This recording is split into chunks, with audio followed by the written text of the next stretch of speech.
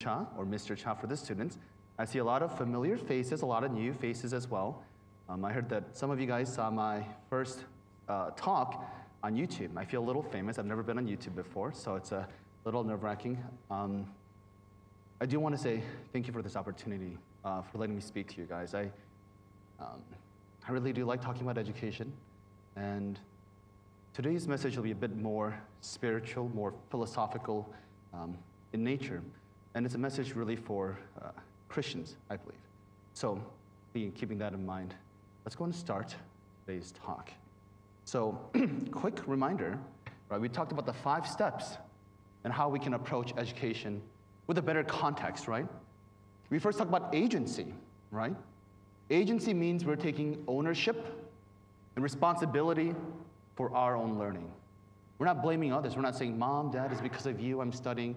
It's because of you I'm suffering here in this room studying for the test, filled with resentment towards others, making us do things we don't want to do. We want your learning to be a choice you've made for yourself. That's agency. You have the will to do it. The next step would have been structure, right? We talked about structure, right? Just because you have the will to study doesn't mean we just simply study willy-nilly, right? We talked about some practical tips we can apply to study more effectively. We talked about how we should behave in the school environment, as well as the home environment. And then we talked about discipline. We've got the idea, we've got the plan, right? How do we keep to it? How do we stick to it? We talked about some practical ways we can go ahead and stay. Oh, should I go up on the stage? Oh, wow. Okay, I'm gonna move, guys. Don't go anywhere, all right? The lighting's not good? No? Okay. I'm gonna go hustle on up there, all right. Is it okay if I take my jacket off? It's a little hot today. Yesterday was a little cold, so I kept it on. Today's a little hot. I'll take it off, if that's okay with you. Yeah. Cool. I'll just put it on the chair. Great.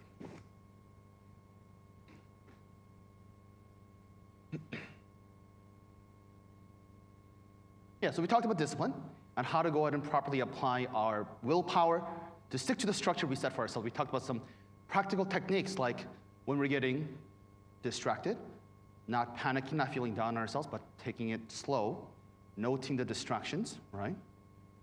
We also learned about not taking it all for nothing sort of approach, where we say, hey, you know what? I was supposed to study for 2 hours, but I only ended up studying for 10 minutes before I got into a game of League or started talking with my friends in Discord. We talked about how we shouldn't let one mistake become a mistake for the whole lot. Don't let your mistakes multiply beyond what it is, right? So we talked about the practical sides, agency, structure, and discipline. And then the 4th step, what we'll be talking about today, is the romance, right? The romantic side of education. Before we go and begin diving into what romanticism might be, right, I want to go and share with you guys some lyrics I really like. Anybody know who this is? Anyone? Any idea? Well, let's go ahead and read the lyrics together, shall we? Hold on a sec. Oh. Actually, I'll read it for you, if that's okay. Something great, when it's touched the heart, blooms anew in all its beauty, which spirit taken flight. And all a choir of spirits resounds in response. Accept them, O you gracious souls, joyously the gift of art. When love and strength are united, the favor of the gods reward man. It's a song, right? It's the Choral Fantasia, Opus 80, C minor by Beethoven. Romanticism is the act of transcending beyond what is just simply experienced. What is music? Think about it for a second. What exactly is music on paper? The physics behind it. It's vibrations in the air molecules pulsing at a certain sort of rhythm, hitting our eardrums, and it fills our hearts. But if you just simply take it in robotically, unfeeling, without a soul, without spirit, it simply remains that. Sound waves into the air, entering into our ear canals. But with a romantic spirit, it becomes something more. It becomes art. It becomes something that can move us, inspire us. What is romanticism? It is an interaction between the experienced and the empirical. An interaction beyond, yes? Oh, this one? This one? Hey, this is fancy. All right, okay, I'll use this one, yeah. It's an interaction beyond the experienced And the empirical, for those of you who are in STEM, can anyone tell us what empirical means? Anyone? Empirical? The empirical sciences, anyone in STEM? No? No?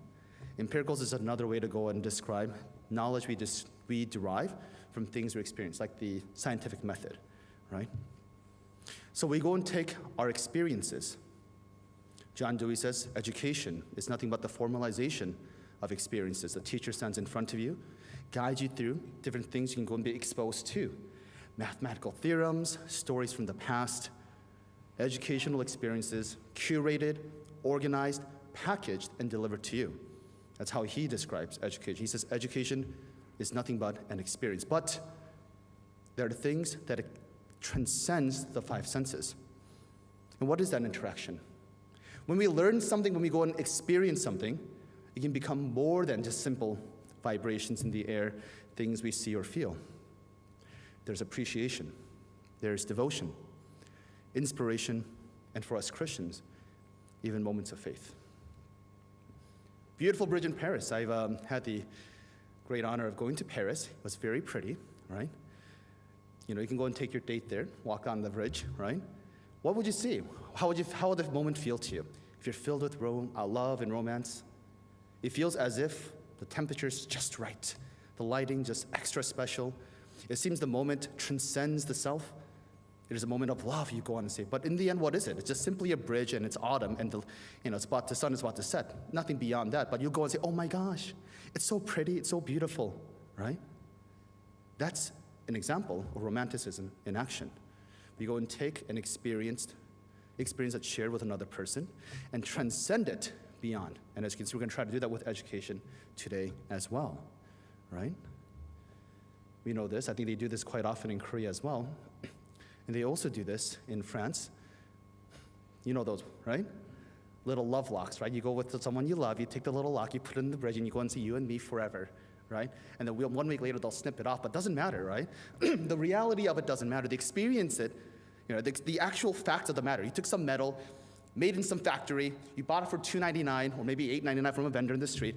You go and say, oh my gosh, this symbolizes our love, and you go and lock it, and it means something. It feels as if you're a little bit closer to your loved one, right? It's romanticism in action. The function of romanticism is to increase the capacity of the lived moment, to have the experience transcend beyond its mere facts and senses and transform into something new and more. Do we all know this person? Yes, we talked about it yesterday, right? The adults might not know, but she's quite famous, actually, amongst us students, right? Yeah, I think she's one of the most watched YouTubers. YouTube. It's lo-fi study girl beats, right? A lot of students love turning on this YouTube mix where she pops up and she's studying. You can see her hand is moving, her headphones are bobbing, the cat is wagging its tail, and she's studying along with you while the music is playing, right? We talked about how when we're starting to study, the setting is also important. We're weak to romanticism, right? There's a moment of dissociation we can take when we're sitting down there in front of our clean desk, paper out, notes out, and we begin to go and improve ourselves. We almost take the role that is inspired by this picture, the moment, and say, wow, so aesthetic, Instagram worthy. It's kind of cringy, sure, but there is some truth to it as well, right? To go and be able to step back from what you're doing, see yourself as a student, partaking in the betterment of yourself, that in itself is an act of romanticism, romanticizing the act of studying. But there's more than that. This is shallow, right? This sort of romanticizing doesn't really go that far. It really doesn't. It's kind of like when we talked about discipline. I didn't get a chance to talk about this too much, but one of the reasons discipline is so important is it's less mercurial. It's less changing. It's more steady and reliable than waiting for inspiration. Sure, if you have a desk, all messy, it's got some Dorito stains and Mountain Dew, and it's, a little crusty little mouse over there. You got League of Legends and Discord popping out notifications, and you're sitting down. Do you really feel like studying? Not really, right? You feel like, you know what? I just want to go ahead and go with the flow, right? I want to go with the path of least resistance, right? We want to just simply loosen up. And as that happens, we know there are things to do to stress surmount, And at that moment, even when you're playing League, you don't really play that well, right? When you're playing, doing other things, you kind of get stressed because there's work to be done.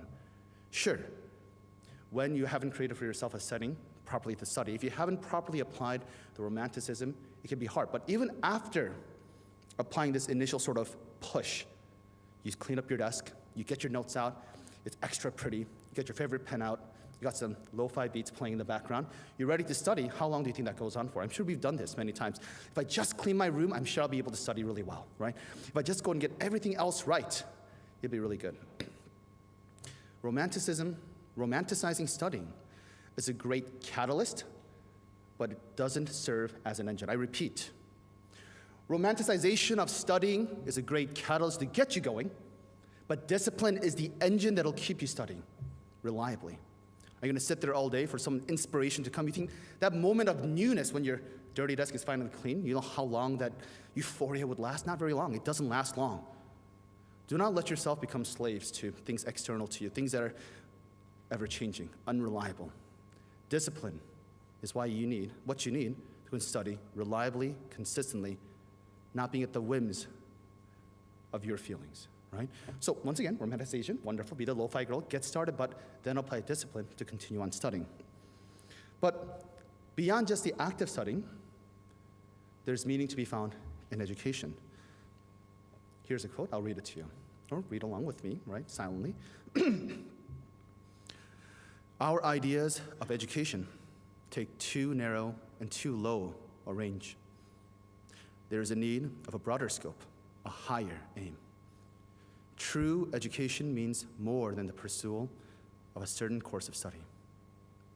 It means more than a preparation for the life that now is. It has to do with the whole being and with the whole period of existence possible to man.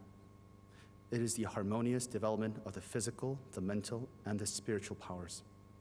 It prepares the students for the joy of service in this world and for the higher joy of wider service in the world to come.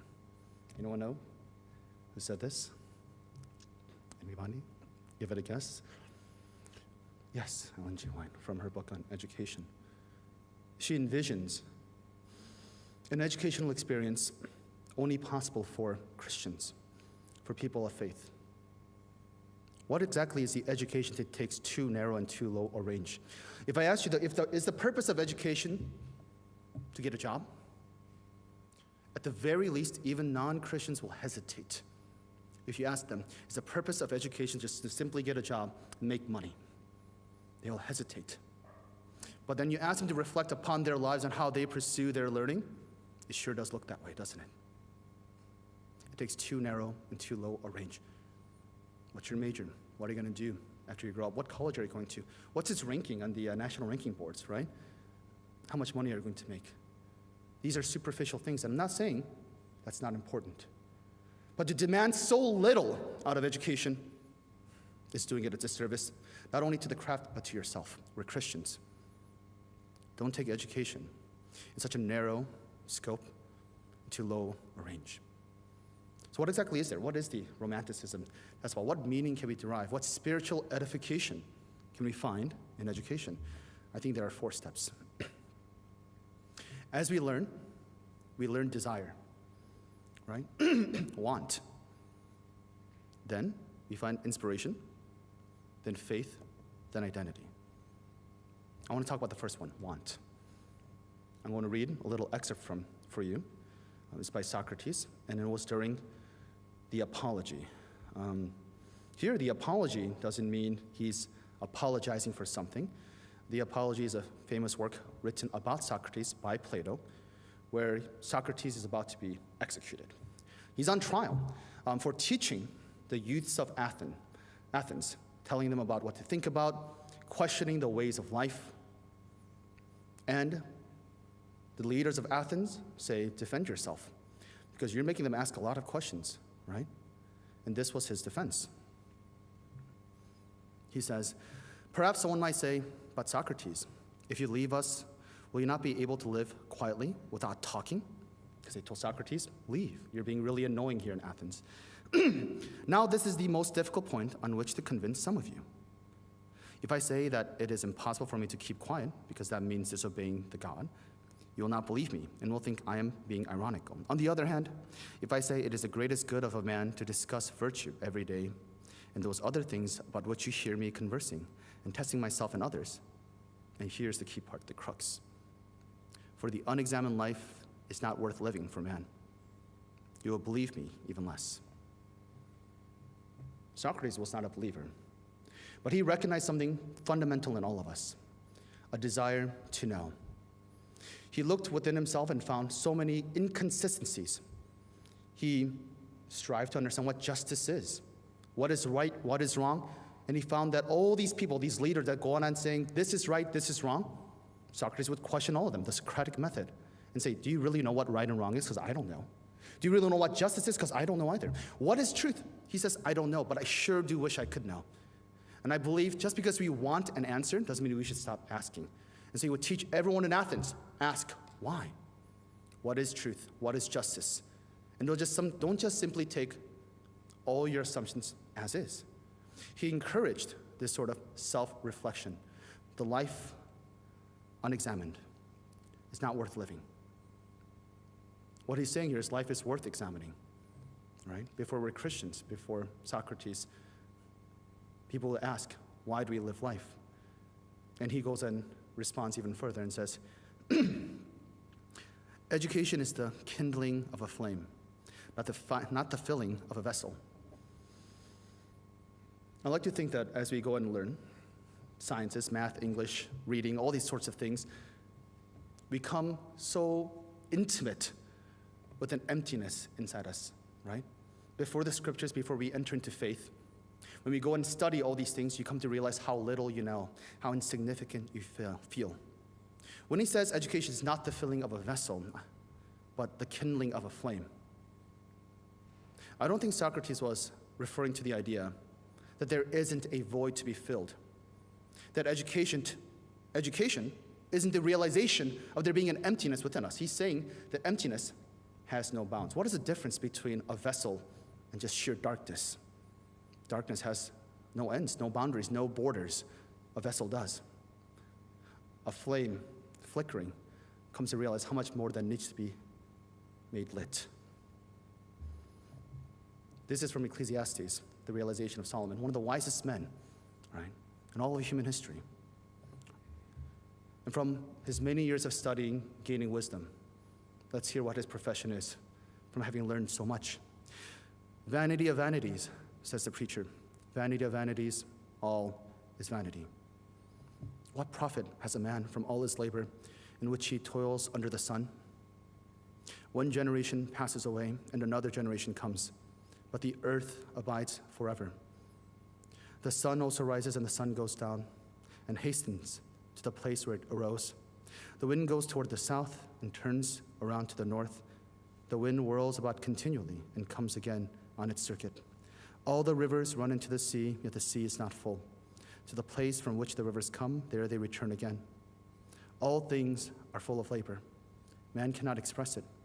The eye is not satisfied with seeing, nor the ear filled with hearing. That which has been is what will be. That which is done is what will be done. And there is nothing new under the sun. Is there anything of which it may be said, see, this is new? It has already been in ancient times before us. There is no remembrance of former things, nor will there be remembrance of things that are to come by those who will come after. There's a spirit of sort of resignation with the worldly wisdom we can gain. It just doesn't feel enough. The light flickers, but with worldly knowledge, it feels that darkness will never really be snuffed out. There is a desire that education inspires within us. And when this want is realized, when we want to go and fill this void, this darkness, that's when our learning becomes inspiring. In Romans chapter 1, verse 20, it reads, "For since the creation of the world, his invisible attributes are clearly seen, being understood by the things that are made, even his eternal power and Godhead, so that they are without excuse." I want us to focus on the first part of this. For since the creation of the world, his invisible attributes are clearly seen. You live in this world, and the school system and education, they go and take those things, package them up, and deliver it to you in the classroom. Nonetheless, it's how you interact with things of the world, things you might not be able to see naturally. But as Christian students, you mustn't forget the math, the science, the English, all these history that you're learning. Within all this is God manifest. His invisible attributes are to be found in each and every one of them. When there is that darkness, that void to be filled, this longing that Solomon expresses, when that is felt within you, finally the question arises. An answer is meaningless. An answer is meaningless without the question, isn't it? Food is meaningless without hunger. The first step of education is going to help you realize your lack, your want, the void. A hunger, an appetite for God and for something higher. Then you'll come to realize the experiencing of the world, your education, means so much more than getting you into college, so much more than increasing that ACT score by a point or two. For the creation of the world, his invisible attributes are clearly seen. These are some of my favorite things I get to talk about when I taught math. The first one, does anyone know the first equation? Anyone who's in calculus might know. It's considered one of the most beautiful equations in mathematics. E is Euler or Euler's number, 2.714, da-da-da-da, it's irrational. It's used in finance, and it shows how an exponential function with a Euler as the base will show that it increases just proportionally as the value that it outputs. It's rather interesting. You know what I is? I is not even real. I is an imaginary number. Square root of -1. We in Algebra 1 should have learned this, right? Pi, right? It goes and describes the proportion between the diameter of a circle to the circumference of a circle. If you raise Euler's number to the ith power times pi, it equals -1. And when mathematicians found this, they were in awe. How is this possible? How is this possible? Such sublime simplicity and beauty. How could this be? Is not God manifest in the lessons you learn, right? Whenever I go and get to show the derivations for this, I get goosebumps thinking about it, because it's just so wonderful. The one right below it, it's an easier one to understand, but still kind of difficult to go and grasp. When we count 1, 2, 3, 4, 5, we call these natural numbers. When you add all the natural numbers, 1 to infinity, what do we get? Naturally, we think it goes to infinity. Applying strictly the rules of mathematics, adding 1 all the way to infinity, the answer comes out to be -1/12. This is proven, actually. You can look it up. It was discovered by a famous Indian mathematician. They're like, how can this be? This doesn't make sense. Double check the work, triple check the work. It comes out to be 1 plus all the whole numbers. Comes out to be -1/12. This is just theory. Math is but a game. You're sitting around, playing around with little symbols here and there. But what's surprising is, in the field of quantum mechanics and quantum physics, when they're adding up all the quantum states of an observable object, these scientists, these physicists, kept on seeing the number -1/12 come up. And they're like, this doesn't make any sense. Why is -1/12 continually coming up? Why could this be? The mathematician said, hey, a couple decades before, we actually found out, here's the math to go and describe the real world. Is God not manifest in the lessons you learn? The final one, Feynman's famous experiment. This one's really mind-boggling, right? He took a gun, a really small gun, and shot electrons out of it. Electrons behave like little marbles, right? And he shot it through 2 little holes. It'll go through either hole A or hole B. It'll come out the other side and make a line, right? That's what it's supposed to do. But what's really interesting is, when they turned off the lights and nobody looks at it, it actually goes through both of them. The electron, quite literally, goes through both holes at the same time, and it doesn't make a line, it makes a spectrum on the back. How can this be, they said, right? When we go ahead and learn and study in school with full recognition of this desire to better know the truth, we can't help but be filled with awe of God's manifestation through all the things we learn. Oh, I want us to go and see this. I like this. I'd hit biology, we hit math, we hit physics, we hit biology. I'm going to try to press play with my contacts here again. You can tell me if my arrow's over it, okay? Sounds good?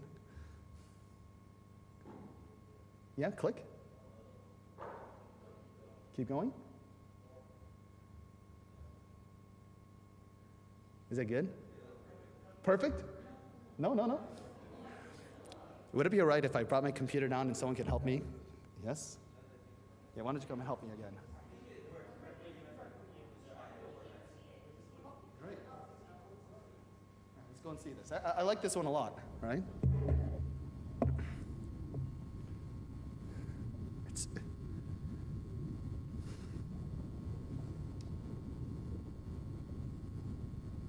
This is all real, by the way. It's not animated or anything.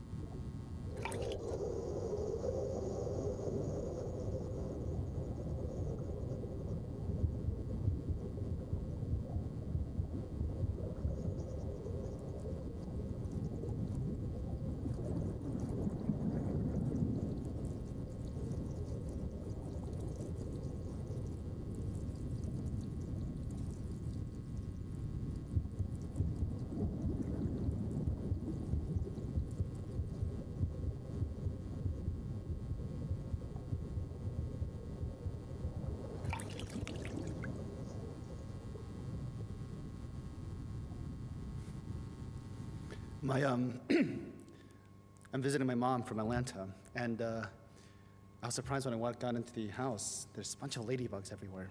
The ceilings flying around, right? Quite a few of them. I guess they really like singing. My stepfather says, it's cold outside, so they just want somewhere really warm.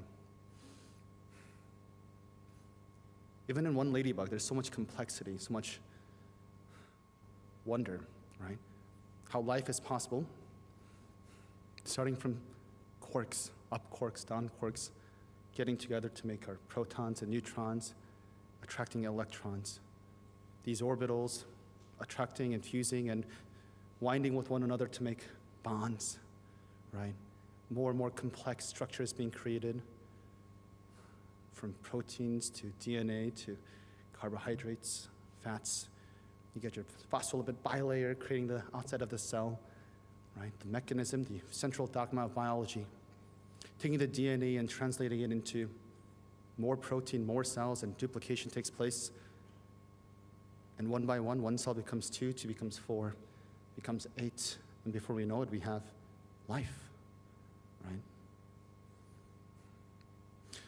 I think when education can inspire within us a desire to know, a love for knowledge, and help us realize the fundamental vacuum that's within us, this is inspiring.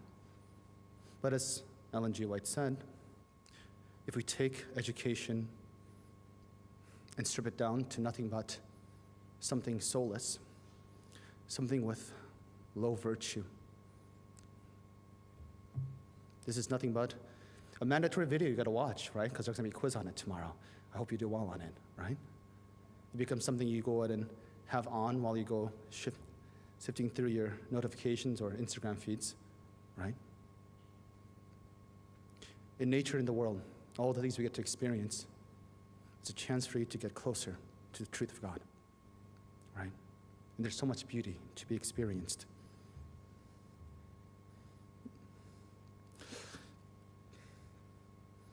I got to touch the humanities as well. This is an Austrian poet, Rainer Maria Rilke. He's a Christian.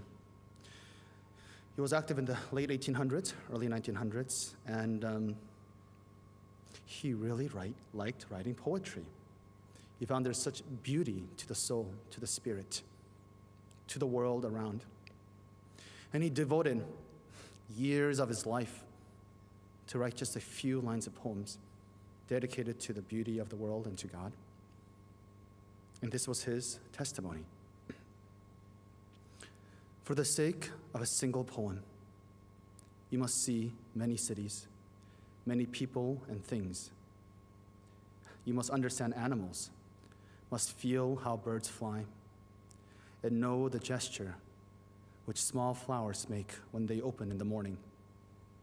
You must be able to think back to the streets in unknown neighborhoods, to unexpected encounters and to partings you had long seen coming, to days of childhood whose mystery is still unexplained, to parents whom you had to hurt when they brought in a joy and you didn't pick it up. It was a joy meant for somebody else. To childhood illnesses that began so strangely with so many profound and difficult transformations, to days in quiet, restrained rooms, and to mornings by the sea, to the sea itself, to seas. But it is still not enough to be able to think of all that. You must have memories of many nights of love, each one different from all the others. Memories of women screaming in labor and of light, pale, sleeping girls who have just given birth and are closing again. But you must also have been beside the dying, must have sat beside the dead in the room with the open windows and the scattered noises, and it is not yet enough to have memories. You must be able to forget them when they are many. You must have the immense patience to wait until they return. For the memories themselves are not important, only when they have changed into our very blood, into glance and gesture and are nameless, no longer to be distinguished from ourselves. Only then can it happen that in some very rare hour, the first word of a poem arises in the mist and goes forth from them. He's a man who knows, who wishes to know and get closer to God, to experience the world. He doesn't go to school, but he's a student. Every moment is a moment for him to learn, to treasure, to digest, to ruminate upon a little longer. So let me dedicate another line to the glory of God. You all know the story of Job, right? A devout man who prayed to God. Prayed for his sons and daughters, and then Satan tempted him, tested him. And in his darkest moment, lowest moment, he felt wronged. He said, how could this happen to me? I don't understand. I have not sinned. Why is all this happening to me? And his friends came and said, you must have sinned. You must have done something wrong. And then finally, a young man, Elihu, waiting until all the elders have spoken, comes and says, pay attention, Job, and listen to me. Be silent, and I will speak. If you have anything to say, answer me, speak up, for I want to vindicate you. But if not, then listen to me. Be silent, and I will teach you wisdom. In the moment of his suffering, great suffering in the test of his faith, Elihu spoke true and said, listen, look, learn. Here's your education. He, God, draws up the drops of water which distill as rain to the streams. The clouds pour down their moisture, and abundant showers fall on mankind. Who can understand how he spreads out the clouds, how he thunders from his pavilion? See how he scatters his lightning about him, bathing the depths of the sea. This is the way he governs the nations and provides food in abundance. He fills his hands with lightning and commands it to strike its mark. His thunder announces the coming storm. Even the cattle makes known its approach. And he goes on to speak of the glory of God. The truth manifests in the world Job lives in, but fails to understand. Look, learn, become educated. See God, become humbled. After want, and we're inspired by the things we learn, naturally, faith comes. Then Job replied to the Lord, I know that you can do all things. No purpose of yours can be thwarted. You asked, who is this that obscures my plans without knowledge? Surely I spoke of things I did not understand, things too wonderful for me to know. You said, listen now, and I will speak. I will question you, and you shall answer me. My ears had heard of you, but now my eyes have seen you. Therefore I despise myself and repent in dust and ashes. Every moment you have a chance to learn. School can be as meaningless and as meaningful as you're allowed to be. It's a matter of context. 자세, right? 정성. Where is your heart aligned? You can go to school mechanically, sleep during class, get out. Or every lesson you learn can be a chance for you to go and come closer to the truth of God. And so have your faith be strengthened, edified. And so in Psalms, right, David, who loves the Lord, where his education has brought him closer and closer to understanding the glory of God, you too can go out and testify. In you, O Lord, I put my trust. Let me never be ashamed. Deliver me in your righteousness. Bow down your ear to me. Deliver me speedily. Be my rock of refuge, a fortress of defense to save me. For you are my rock and my fortress. Therefore, for your name's sake, lead me and guide me. Pull me out of the net which they have secretly laid for me, for you are my strength.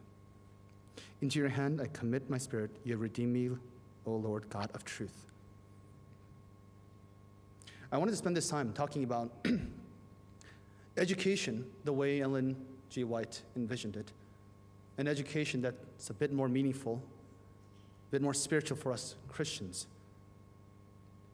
Even if you're out of school, for the adults, we're still students, aren't we? There's many things to learn still. Not just in school, but just through life itself, for the sake of a single poem, right? And in doing so, I hope your experiences in your learning, your growing as a student, brings you closer to God, humbles you a little more, and fills you with gratitude and faith in Him. God who had made life possible, math, science, history, all things, the wonderful mysteries you get to go and learn each and every day. To go out and experience those things absent of God will be doing your faith a great disservice. To go and sit and just simply say, these are just simple abstract things we learn so I can get a degree at the end of it. If you're going to do something, do it right. And with faith, we can go and form our identity. Education helps us realize our wants, inspires within us an answer, and faith is a natural conclusion. And when those three are found unified in our lives, we can finally answer the question of who am I? In Galatians chapter 2, verse 20, it says, I have been crucified with Christ. It is no longer I who live, but Christ lives in me. The life which I now live in the flesh, I live by faith in the Son of God, who loved me and gave himself for me. I want to revisit one of the ideas from yesterday, revisiting agency. Yesterday's talk I usually give to people who are not Christians, right? It's a little different for us. It's a little different for those with faith, those who realize the love of Christ. We're indebted, we're debtors to the love he's given us, the sacrifice that he has made. In the beginning, when you're very young, little kids, right, kindergartners, we go and say we study, we are students, and we live life because of others. My mom says I'm doing so great. We talked about this, right? And naturally what happens is when things get tough, we blame others as well. We talked about this. And so I encouraged what? Take ownership, take agency. It's not for others, it's for yourself. For myself, I study. For my betterment, for my glory, for me. I decide these trials and tribulations. I go and study because I can get great things for myself with my ability. But now I ask you, who are you? Is it just for yourself that you live? Right? There must be a natural evolution, right? I think the question, if asked you, who are you? There should be no hesitation. You should proudly be able to say, I am a Christian. And what are the consequences, the conclusions of being able to say, I am a Christian? Then as Galatians chapter 2, verse 20 says, you should be able to go and live for Christ. We are debtors to his love. Therefore, brethren, we are debtors not to the flesh to live according to the flesh. For if you live according to the flesh, you will die, but if by the Spirit you put to death the deeds of the body, you will live. For as many as are led by the Spirit of God, these are the sons of God. For you did not receive the spirit of bondage again to fear, but you received the spirit of adoption, for whom we cry out, Abba, Father. The Spirit himself bears witness with our spirit that we are children of God. You are debtors. I'm a debtor. We're all indebted to the love that was invested into us. You have mothers and fathers for whom you are their entire world. They love you so dearly. How will you respond to that love? Your life must be a testament to the love that was poured into you. Christ died on the cross for our sins. He has poured his love into you. If you have recognized the want, been inspired by his truth, and by the Spirit been given faith, and know who you are you not debtors to the love Christ has given you? And so the answer of agency must be different. A Christian studying and a secular person studying, there's a distinction between worldly students and Christian students. Our hearts are aligned a little differently. When we study as Christian students, I think of four things. We talked about how when we're feeling distressed, confused, or maybe about to go out and feel like you can't quite do it. What did I tell you? I told you to meditate, right? But what's better than meditation is prayer. A moment of silent dedication where you can align your will to Christ's. What a great blessing that you have that others don't, that you get to pray to God Almighty. What a great blessing. And I ask you, do you make use of it? You have this great blessing, denied so many. Do you make use of it? To give thanks. Friedrich Nietzsche gets a bad rep. He's a philosopher who went on and said, God is dead, right? He's the famous philosopher who said that. The whole story is a little bit more different. His father was a pastor, and he lost his faith. And he imagined the story where a prophet who still wanted to believe in God, but couldn't. And he went on into the town screaming, God is dead, God is dead. You have all killed him. And he bemoans, how shall we continue on living in this world without God? Untethered from the sun, without a compass, how can we go and take God's place where everything is meaningless? Darkness surrounds us. We have no direction, no guide. We're mere men. How can we take the place of God? If you read carefully, you come to realize there's so many out there without faith, whose studies are nothing but a means to an end, to get a job. To you, it can be something so much more. Give thanks that you're Christian students. Worship. I attend church with Pastor O down in Swanee in Georgia. And he's been talking a lot about worship. And he asks the congregation, what is worship? What is worship? He has 3 daughters who sings beautifully, very well. And he says, is worship just simply going up there singing in tune the words of God? Worship is when Christ is manifest in all your actions. In 1 Corinthians chapter 10, verse 31, it says, therefore, whether you eat or drink, whatever you do, do all to the glory of God. If you think in the moment of studying, the moment where you're dedicating yourself into becoming a student, you're sitting there and all you can think about is the things that are due, you fulfilling your objectives, and you forget God. When God is absent in the equation of your life, what difference is there between you and the others? Do you give off the fragrance of faith? Are you really studying for His glory or your own? Worship is more than just simply singing. It's a way you conduct your life. Is every choice, thought, and action sacrifice dedicated to Him? When it's 2 a.m, right? And you got a big test coming up the next day, do you go on and say, wow, look at me. With my abilities, I'm just grinding so hard. I'm going to be a great student. I'm going to ace that test. Don't forget what has made all that possible. Don't let your pride blind you from the fact of the matter, the truth. You are there as a consequence of love. I say this again. You, me, we are all here because a consequence of love. Your mother who made you dinner, this church community that you're in, the strength you have to go and study 2 a.m, if you think it's just simply because you had the fortitude to do so, is hubris on high. Give thanks to be able to go out and be students and learn things in a matter that actually means something. To be able to dedicate your lives to God. How blessed are you? Do you sometimes study really, really hard and you get that C?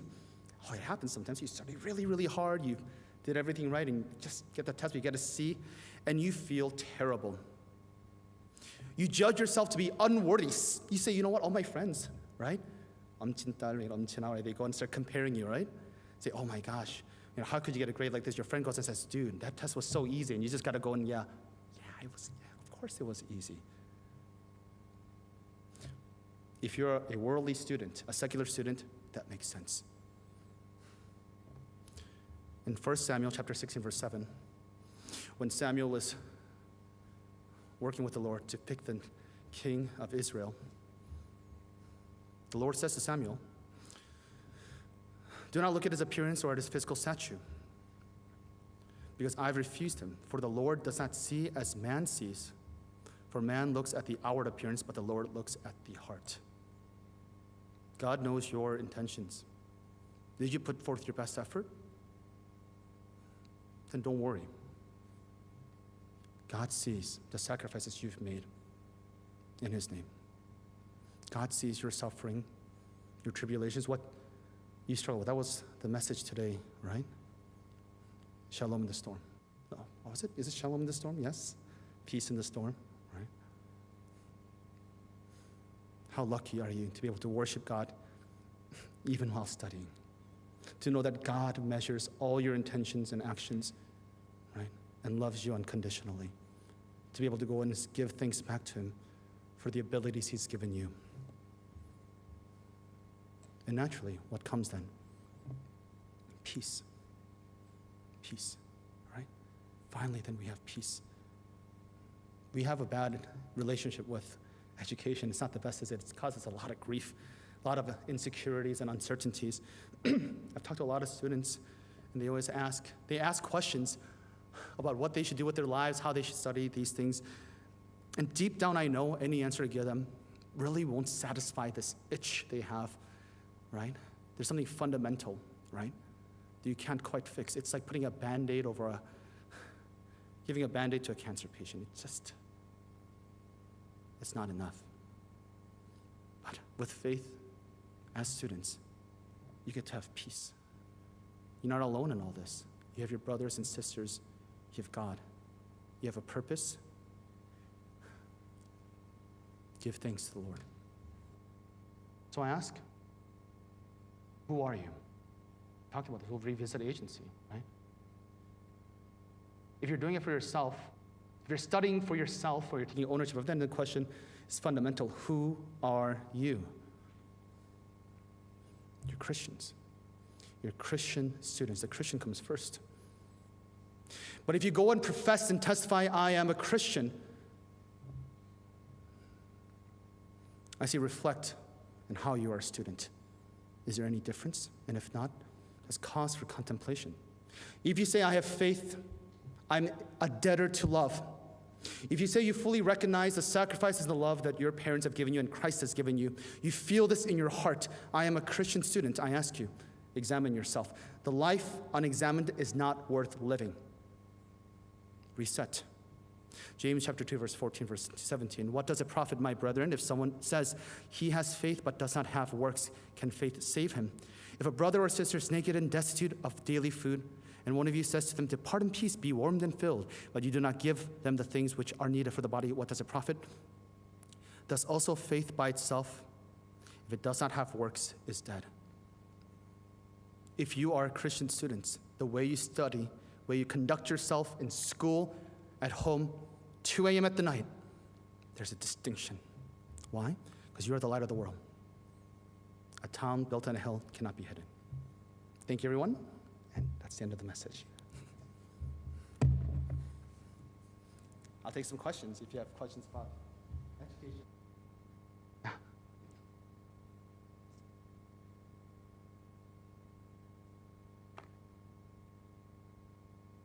Yeah. Is it okay if I sit here on the steps again? Is that all right? Yes? Yes? Okay, great. Woo.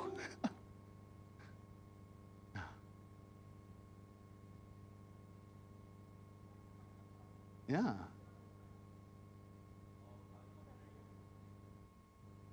We're going to use a microphone so people who are watching online can listen to the question. And also, it doesn't have to be related to today's topic, but if you have a question about school, college, learning, you may ask. Yeah, and also if you don't feel like it's a little nerve-wracking to ask in front of everyone, you can ask me after, just pull me to the side. Hey, got some questions for you. Say, okay. Hey. Well, mine's just a simple question. I was just wondering if that video was in real time. It's not real. It's actually sped up. There's no way the cells are going to go ahead and multiply that fast, right? Do you know how fast it was? I think it was, I think they took, I don't know exactly what the compression time was, but it's really amazing though, right? It's by National Geographic. If you go and look at the development of an embryo on YouTube, under National Geographic, they'll go and get the details, exactly how they did the cinematography for it, but yeah. Cool. Cool, right? Yeah, I think so too, yeah. No other questions? I have a question. Let's say a student doesn't know what to do with his or her life. Mm-hmm. Okay, they go to school, but then you have to have a career, right? Ultimately, after you finish college, you should either go to graduate school, but you should have an idea what you want to do with your life. What do you suggest for that student who doesn't know what to do? I think there's different standards, right? We have a sort of a story in the world, right? We romanticize jobs as well, right? You see all these movies about having this really cool job. It's just so meaningful. It just fills you up with everything. And a lot of people believe that their careers are a way to go ahead and derive meaning and satisfaction in their lives. There are people who feel those, and that's not necessarily wrong, right? We see shows like The Office, right, where they go and see the small community of people in the office going through the shenanigans. They find community and they find meaning through that as such. I think the struggle comes from exactly what do you want your job to mean to you and what it shouldn't mean, right? if your job and career becomes the primary source, the primary well from which you find spiritual satisfaction, I think that could be dangerous, right? If you say that your identity is to be whatever profession it is, I am a doctor before a Christian, but that could be it's difficult to have a profession fill that sort of want in you, right? But that doesn't mean that a job shouldn't have any meaning. On the other hand, a job doesn't have to give you any meaning. It can just simply be something functional, mechanical in your life as well. People need to work 9 to 4, being accountants. You're not going to find great joy in being an accountant, but it'll get you money, and you can find meaning and satisfaction elsewhere in life as well. So I think the questions you got to think about is, I don't really know what I want to do with my life, right? I think it's important to go and think about, well, currently, where do you go and derive a lot of your meaning, identity, and satisfaction from, right? Hopefully, a lot of that does come from your church community. And when you feel secure in that, your job in future shouldn't be something that replaces the core of who you are, but it should be something added upon it. And when you go and take that sort of approach, it becomes less stressful, right? Whether you go and become a florist or become a 9 to 4 accountant, or you go and become a doctor, where you'll have whatever meaning you derive from life added on top of it. More practically speaking, right? What should I do with my life without all this sort of idealistic explanation? I'd say sit down and think about, what do you enjoy? What is it that you enjoy, right? What are some hobbies and passions that you have? Then I'll go and spend some time and research to see, okay, when these hobbies and passions are translated into the workforce, how does it change, right? If you want to go and become, let's say, a chef, right? You might not realize that as a chef, you might want to go and create your own dishes, be in charge of the menu, and be able to see a lot of people and serve food to them. But you might go and realize that when you go under a professional chef at a Michelin-star restaurant, you just might be chopping onions all day, every day, 8 hours, and then you're like, wow, this is not what I had envisioned, right? And in that case, maybe your hobby would have been better expressed outside of work, right? There are people who love music. They love music. But then they go realize, if you're going to be a musician going into a profession in music, you might not be able to get to make the music you want. You might have to make a jingle, right? Or a YouTube opening, right? It's like, wow, this is really unfulfilling. Maybe it might have been better to go and have that passion of yours be expressed through other life choices and have your job be something that's on the side of it, right? So the question really comes down to what hobbies and interests you have, how do they translate into the workforce, and you don't need to go and feel so stressed about your hobbies and interests not matching up with an actual profession, because you can still pursue that elsewhere, and it's okay to go and pursue a profession that's stable, that gives you money and gives you security in life, right? Because I hope you guys can find meaning and fulfillment in other aspects of your life. Yeah. No other questions? Oh yeah.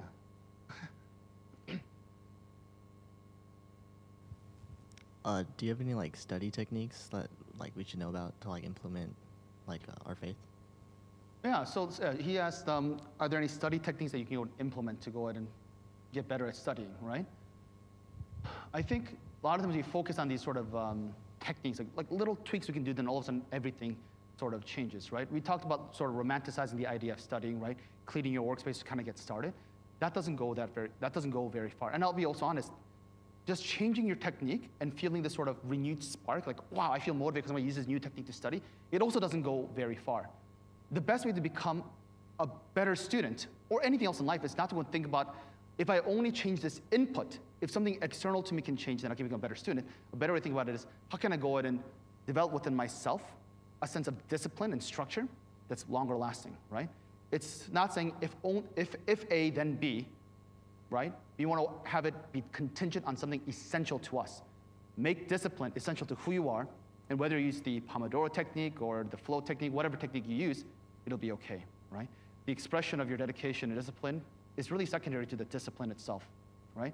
That being said, of course, there's some little tips and tricks you can do, right, to study better, but it will really depend per subject, right? Yeah. My question is, how do you make school less of a routine?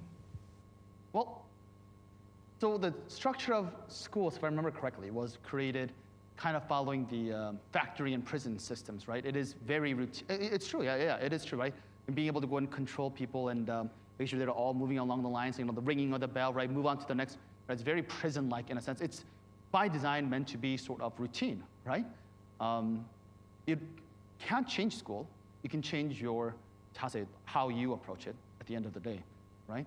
it will be routine, right? You can go in and say, you know what, I'm going to make this week even more spectacular.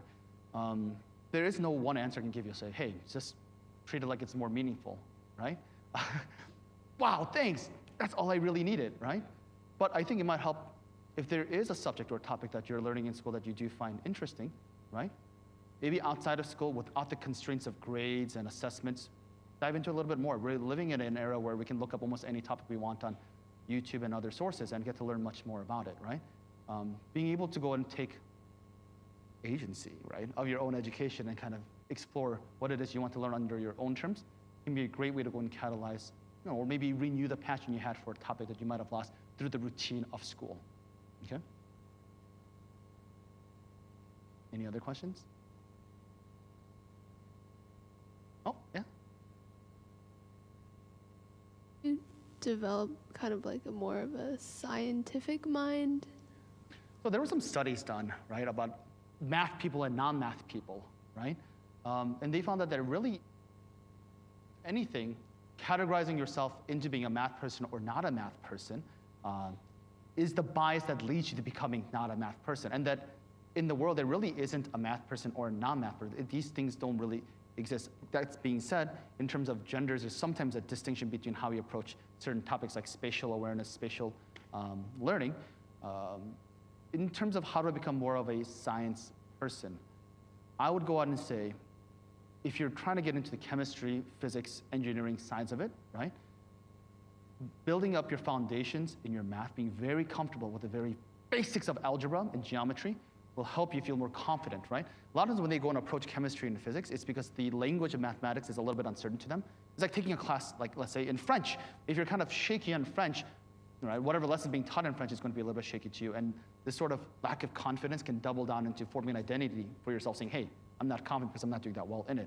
One thing that can help with the engineering, chemistry, physics side of it would be to bolster your math and treat it like a language.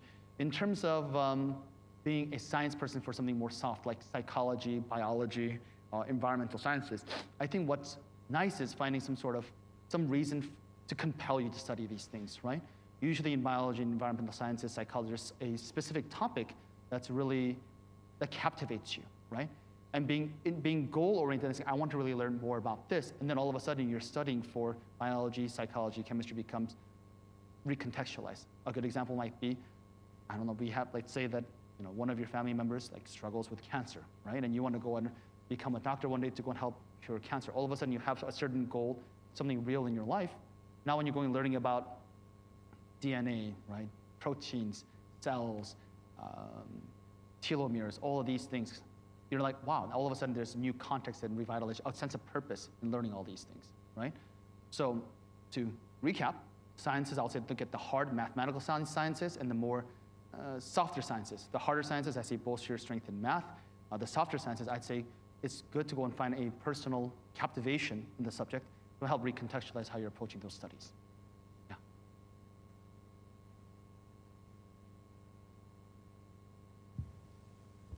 By the way, there's a resource on top of what he said, written by a lady called Barbara Oakley, A Mind for Numbers, How to Excel at Math and Science, Even If You Flunked Algebra. Excellent book, all right? Even if you're not math and science oriented, this tells you how to think mathematically and scientifically, so this is a really good resource. A Mind for Numbers. Yeah, thank you for putting together such a wonderful presentation. Thank you for coming. I'm thoroughly enjoying it. I was wondering, do you have any of the materials that you're presenting on any of the online platforms? Do you have, for instance, a Patreon? No, nothing like that. This is where you provide. Yeah, no. Because I was just wondering if you have any sort of resources that you do provide online that we can actually access later. So after generally, when I go presentation's and over. work with students, usually just they have their individual needs, and might mentor them, right? But in terms of other talks and things like that, this is it. And I think they're putting it up on YouTube, so if you want to see it again, it should be on there as well. Yeah.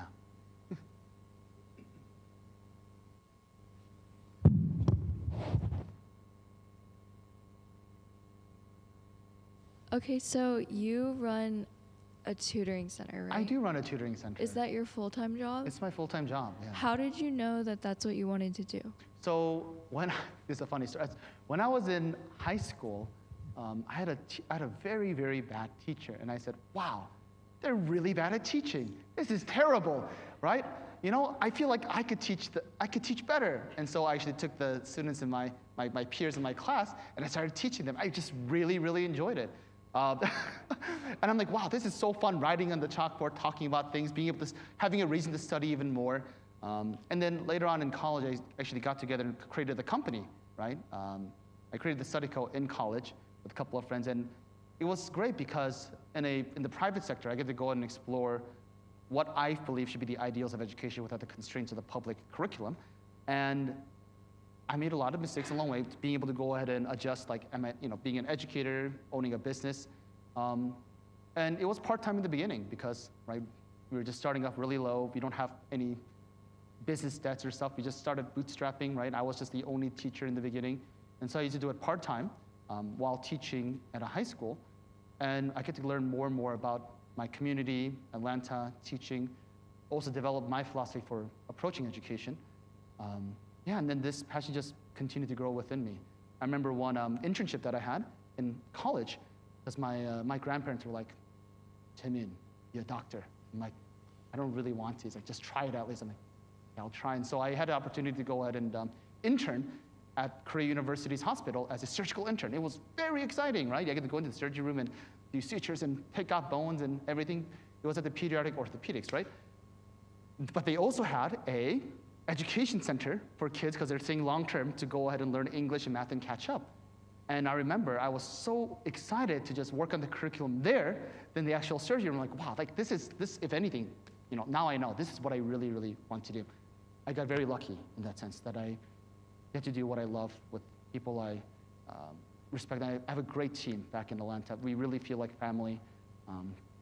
And I really do find myself blessed to have a career that I can do something meaningful in with people that I do love and treasure, with great students. And even after they graduate, they'll come and talk to me, and it's nice. But yeah, it's a slow, gradual process. I found a passion that I had, and I got to go and explore it little by little. I don't want that to be the blueprint for everybody. I want to say this, right? Some people don't have these sort of passions, and I have a brother who's an accountant, right? He doesn't love his job, but he's got other passions, right, in life, right? Eating good food, taking care of the dogs, and he finds meaning elsewhere, and that's okay too. I don't want to go and say that only one path to finding a career is legitimate or not, right? But if you do come across something, maybe through prayer, I say go for it, right? Yeah, be smart about it. There are a lot of things I wanted to do, but teaching was definitely on the top of the list, right? That's how I came to become a teacher. Yeah. I think I have an answer. Let's try this, right? So is it like college tuition? Mm-hmm. So is it very important to go to a school where you're not paying a lot of money? Or is it, is it important to go to a school that you want to, but you're spending a lot on tuition?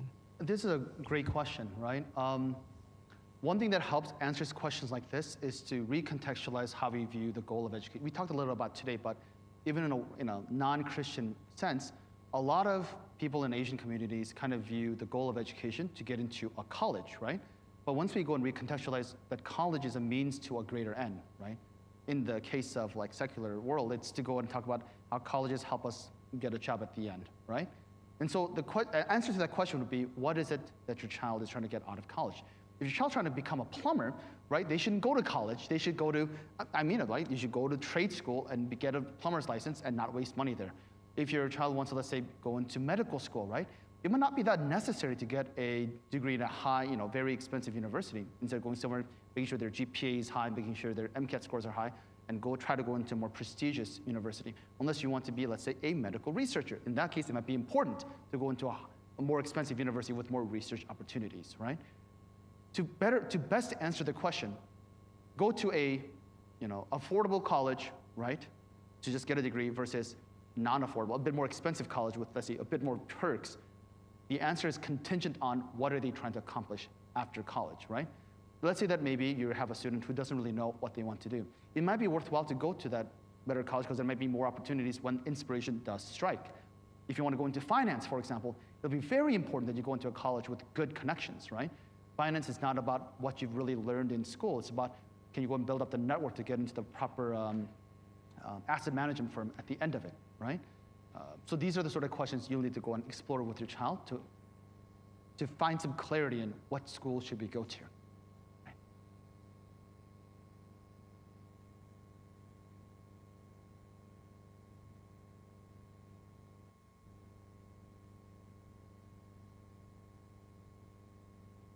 I just have two things. Do you know what I Can Study is? I Can Study, like the... I Can Study? I've not heard of this, no. It was, I thought about it because of his question, but it's like Jason, I think it's Jason Xiong. He's in New Zealand, but he teaches you like how to learn, like the basics of learning and like what you need to do. So I was gonna ask you if like you knew about that and how effective that would be. I do not. Maybe I'll check it out though. Also, do you think that like, for example, for going into higher tiers of math or like biology and stuff, things get like harder? Do you think it's mainly because your foundation is weak and you should work more on your foundational knowledge? In math specifically, as you get into higher levels, I don't know what level we're talking about, but when we're getting to areas like calculus, multivariable, linear, and maybe even number theory, one of the difficulties you'll find in mathematics is it gets far more theoretical and language-based. It's no longer just solving problems again and again and again, knowing the right formulas. That's given. You need to go and start, I think like the book might have said, to think like a mathematician. What are the givens? What are the conclusions? What are the axioms? It's a very different sort of way of thinking once you get into much higher levels of math. I think that could be usually one area that's, impedes you. In sciences, I found where kids start to struggle is when it becomes far more research-based than theory-based, right? So in math, you get from practicality to theoretical. That's the big gap once you get to higher levels.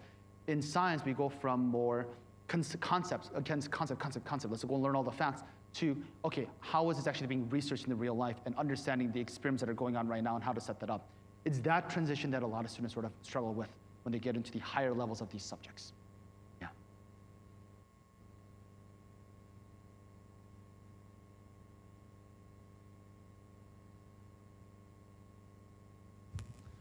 So we understand that you have a tutoring company? Yes, I do.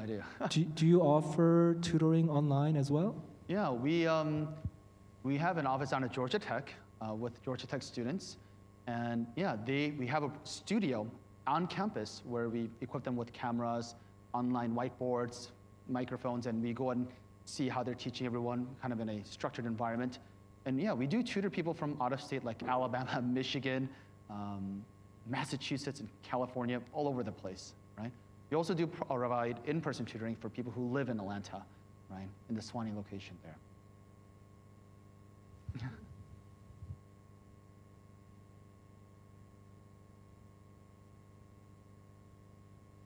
Do you offer like Zoom tutoring or classes? So we do it.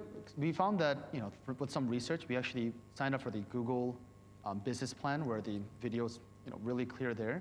We couple that with a whiteboard. It's a software that we pay like $150 a year for, which is an interactive whiteboard. So those are the two things that we use. Students actually join our community through Discord, and through Discord we send the meeting notes out so they can go and join the video, and we conduct classes that way. Age range are your kids? We teach from early as elementary all the way up to college, actually.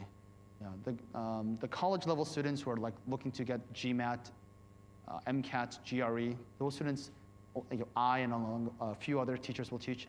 I'd say about 60% of our students are high school, 30% are middle school, 10% is college and elementary. Yes.